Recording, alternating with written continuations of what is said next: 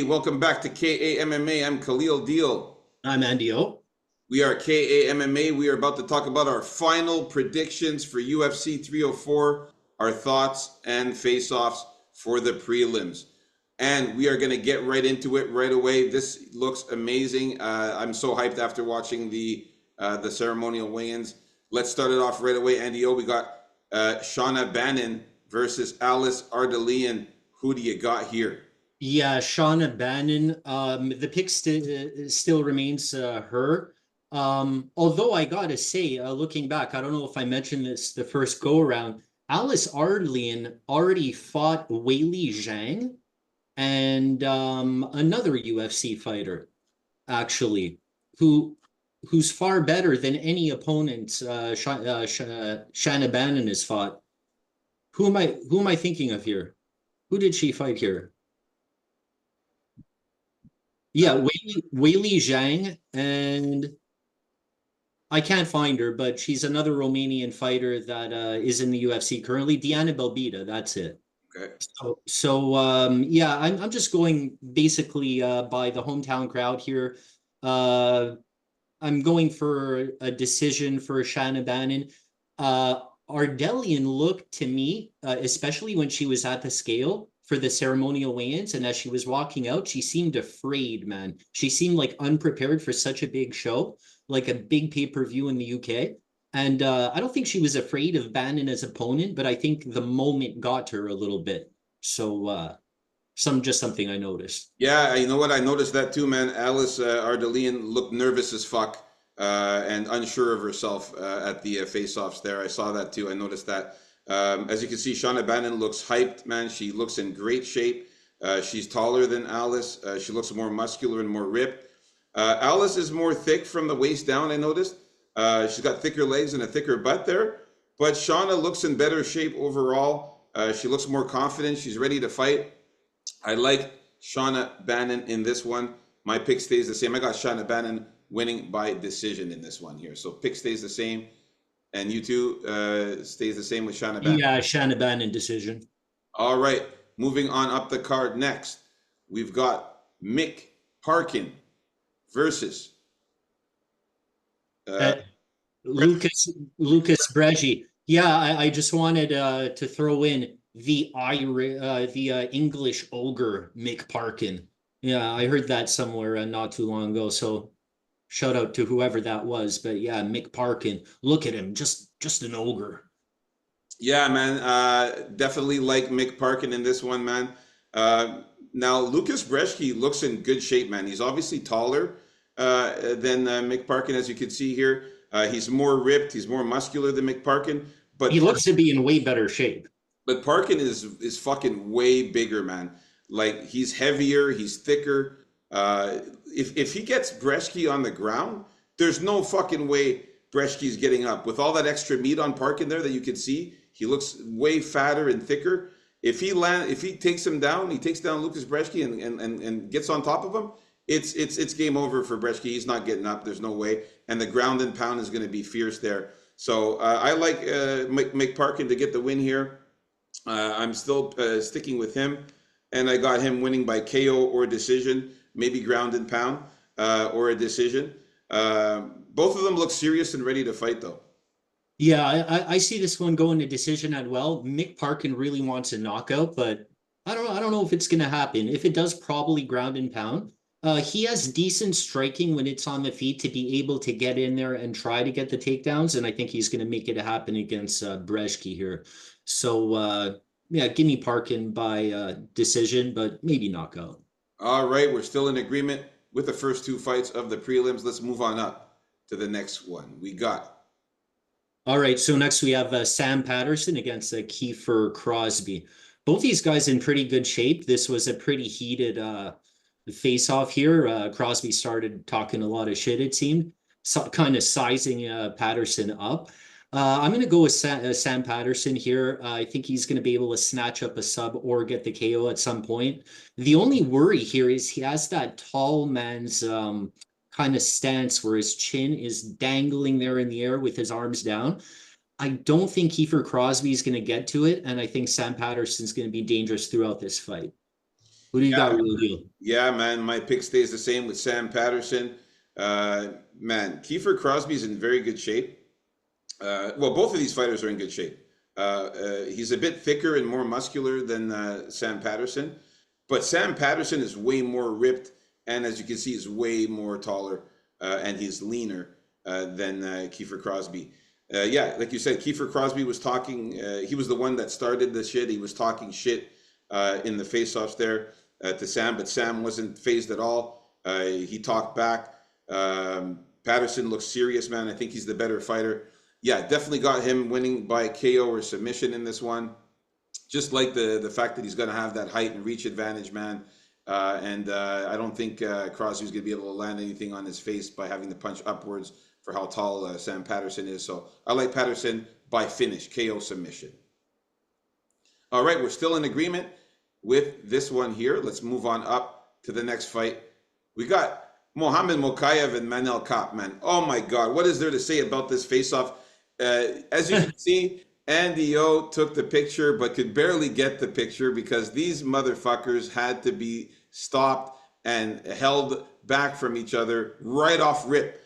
Now, both these fighters are in amazing shape. Kape is in amazing shape.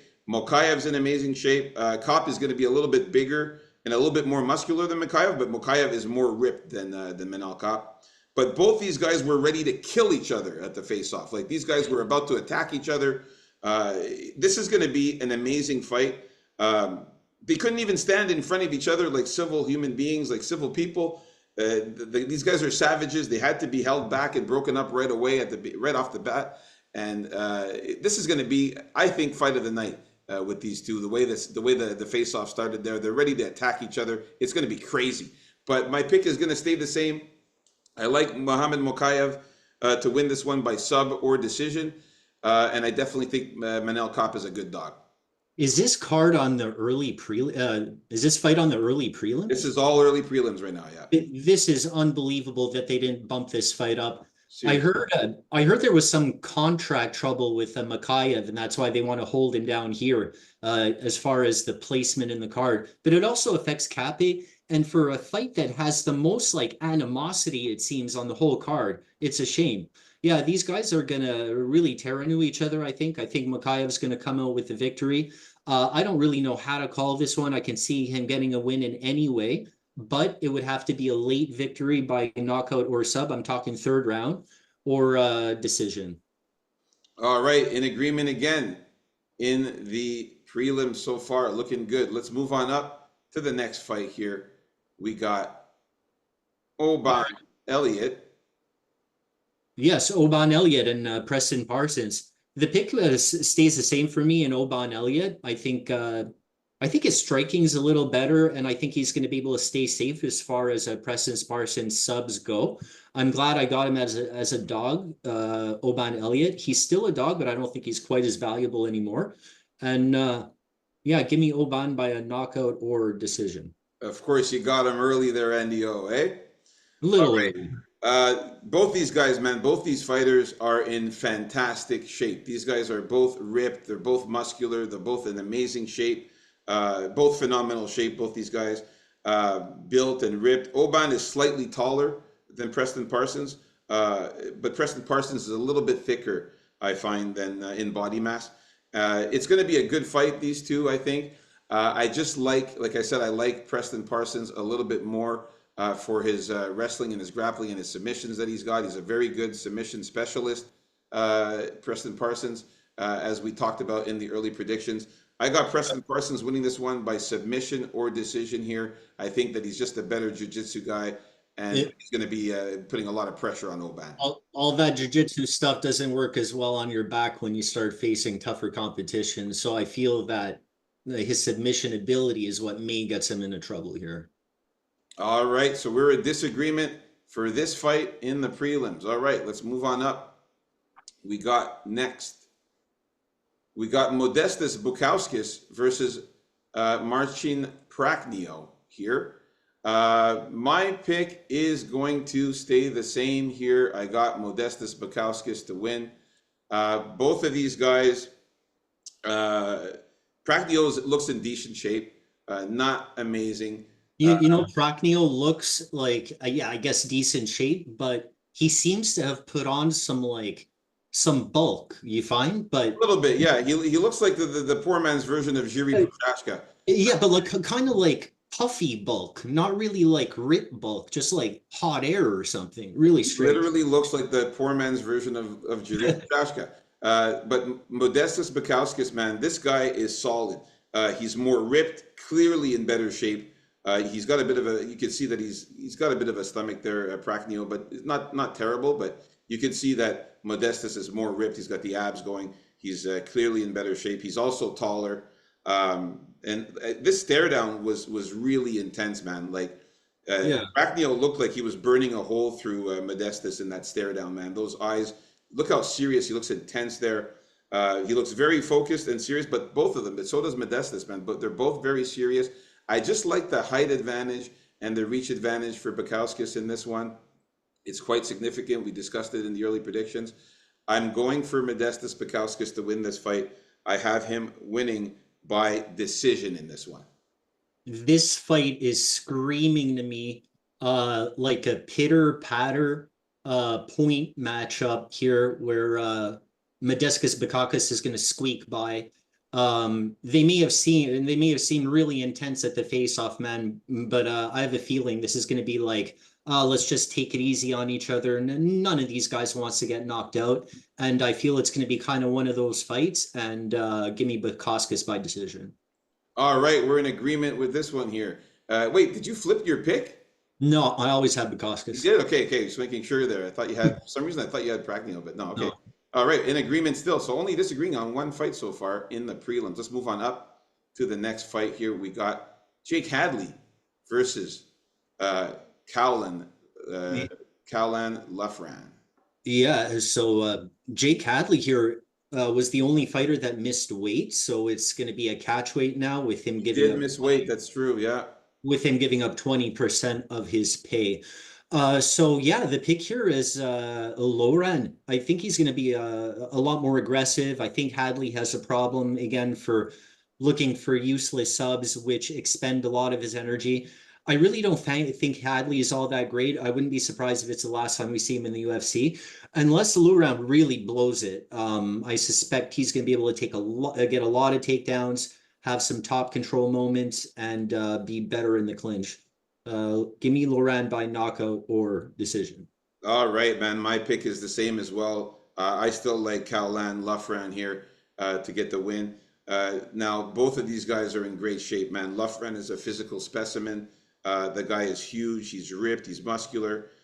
He's so much bigger than Hadley. He's also a little bit taller than Hadley. But Hadley is very ripped. We saw this guy coming in the face-offs, man, and he looked good, man. He's fucking ripped. But he missed weight, like you said. They got into each other's faces. Hadley was talking shit to Callan Lufran. Yeah, it seemed This to is have gonna be been a banger. built. It seemed to have been. He started off. It didn't seem like he was actually talking shit, and then I guess he said something, and then they kind of started getting into it. Yeah, they said something. He said something, and then Lufran said something back, and but It yeah, seemed I kind think of nice at the beginning until it wasn't, you know? exactly. These guys are tough as hell, but I like the bigger, thicker Calvin Lufran here. I think that he's going to be dangerous on the feet. I think that if he does use his wrestling, which he will, and gets on top of Jake Hadley, it's going to be good ground and pound. He's very good at that. Lufran's good at ground and pound. I think his punches are going to be harder, and it's going to hurt. They're going to hurt Jake Hadley. Just very worried about Hadley's submissions. Of course, he's got really good subs, Don't and worry about it. Callan's got to worry about that. Not to get too fancy and tangle around too much, play around too much on the ground there. But yeah, Yeah, like Callan Lufran winning by KO or decision in this one. he's not really that fancy of a guy, so I don't think we have much to worry about on that end. And Loran also has one of those faces and heads that looks like it can really take a beating, you know? So Yeah, that's he looks like a tough motherfucker. Exactly. Jake Hadley's tough too, though. So we're gonna see this one should be another banger. All right. So we're in agreement. We both have Callan Lufran in this one. Let's move on up to the next fight here. Oh yeah, we got Molly McCann versus Bruna Brazil.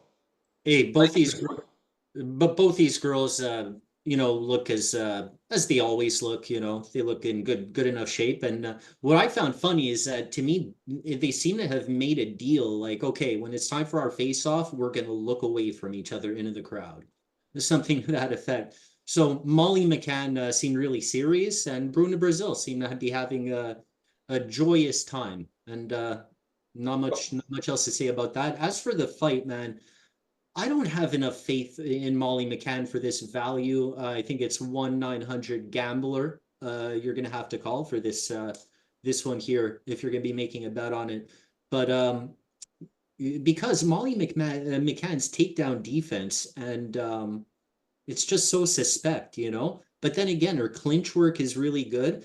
I think she's going to be better at this size because this is her lower weight class and she's more powerful than most girls. And yeah, so give me Molly McCann by knockout or decision. Honestly, man, I ain't worried about that shit, man. I got Molly McCann. Basically how it went down was when they were coming up to go to the face-off, Bruna Brazil was gonna do the regular stance, like stand up straight in front of her. It was Molly McCann that turned her head around and started facing the crowd, and then Bruna Brazil did the same. So basically, Okay, Molly right. McCann didn't even want to look at her. She was just looking away and didn't give a shit about Bruna Brazil, which I like. Molly McCann looks like she's good, man. She's more muscular than Bruna Brazil. She's ripped. She looks very very serious. She looks angry. She looks tough. Bruna was smiling the whole time, as you can see in this picture, smiling, and while Molly looks angry and serious and ready to go. Definitely like Molly McCann on this one. And I'm not. I have no fear of Bruna Brazil doing anything that Molly McCann hasn't seen. Molly McCann is a vet. She's fought a bunch of good fighters, and I'm not worried about her. She's good on the ground. She could strike, and she's going to be surprising, man. She's the more When uh, she gets on the ground, she can't get up. who Molly McCann. Molly McCann. Molly McCann is decent on the ground, bro. She just fucking subbed what's her face in the last fight. She got the submission. Don't forget she remember she landed that submission on Deanna Belbita. She got an armbar when she was taken Yeah. when she was on the ground. So let's not Well, let's that's not her first submission in her career. Let's not. Oh, that was probably 900 to 1. that is true, but she has been working her ground game, and she even talked about it in her last win that she was Yeah. working her ground game.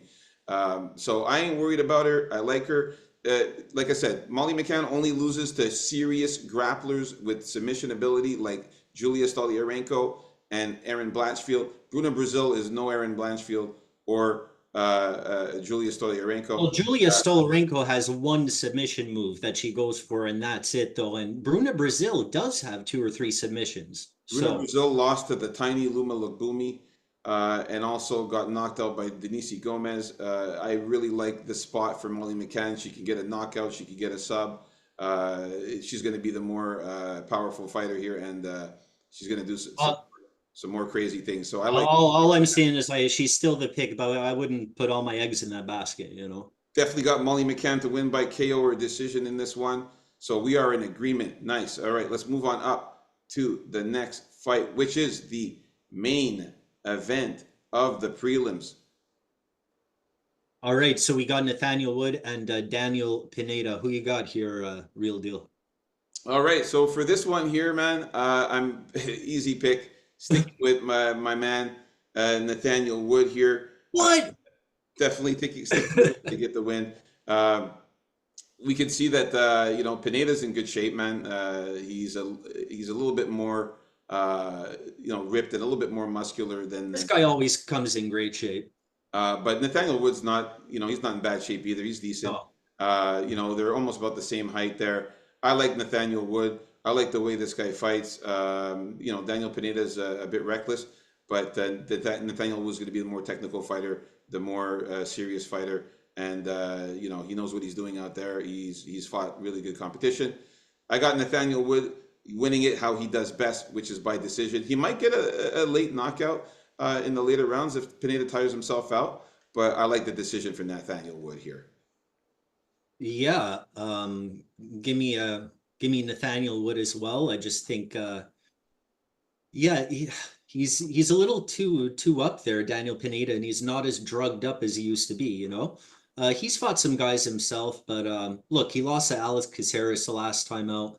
lost to Cub Swanson as well the time before that, right? So yeah, I just don't see too much of an upside in going in with Pineda here. If you are going to throw something down, just go knockout submission for him because that's the only way he wins.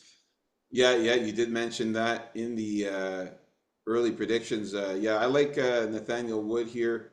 I'm sticking with the decision win. I think he'll get. And I was actually surprised that the because I thought that Pineda would have been a little bit more taller, but can't even see that. Like they're pretty much the same height. So I like Nathaniel Wood to get the win here. So there you have it, folks. Our final predictions and our thoughts and for the face-offs for the prelims. Stay tuned for the next video where we talk about the main card. Like and subscribe.